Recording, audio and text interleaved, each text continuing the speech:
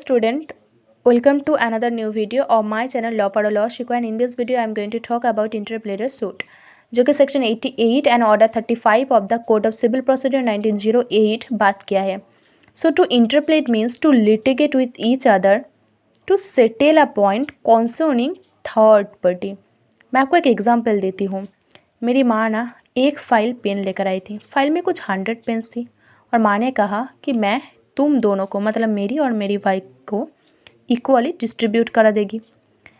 अब during the distribution मेरी माँ का पास एक कॉल आई थी जिसके वजह से ना कुछ गलत डिस्ट्रीब्यूशन हो गया और एक पेन मेरी माँ का पास ही रह गया. अब उस पेन को मैं बोल रही हूँ ये पेन मेरी है, मेरी भाई भी बोल रही है ये पेन मेरी है. तो मेरी माँ को आप कुछ एक्शन लेने पड़ेगी कि who is the right Clement ये डिटरमिन करने के लिए. आप मेरी माँ का जगह थर्ड पार्टी लगा दो और पेन के जगह प्रॉपर्टी, और मेरी भाई का जगह ना मुझे ए धोल लो और मेरी भाई को बी नाम कर इमेजिन कर लो. तब इंटरप्लेटर सूट ना नॉर्मल सूट के खिलाफ होती है. नॉर्मल सूट में क्या होती है? प्लेंटिफ डिफेंडेंट होती है, लेकिन इंटरप्लेटर सूट में ना थर्ड पार्टी हमेशा इंस्टीट्यूट करती है सूट.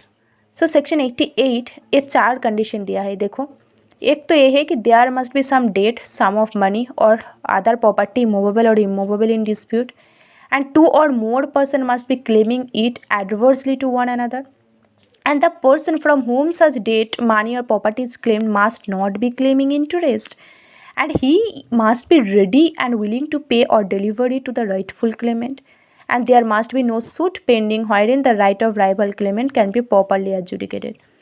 मतलब उस दोनों के एक दूसरे के अगेंस्ट केस इंस्टीट्यूट किया ऐसा नहीं होगा. मतलब ए बी के अगेंस्ट कोई केस इंस्टीट्यूट नहीं किया. अगर केस इंस्टीट्यूट किया होता तो कोर्ट ही तो डिटरमाइन कर देती ना कि who is the right Clement.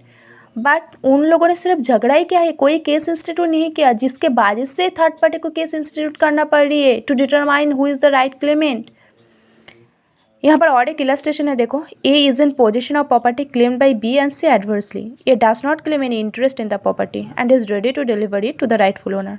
Then A can institute an interpleader suit. So thank you so much.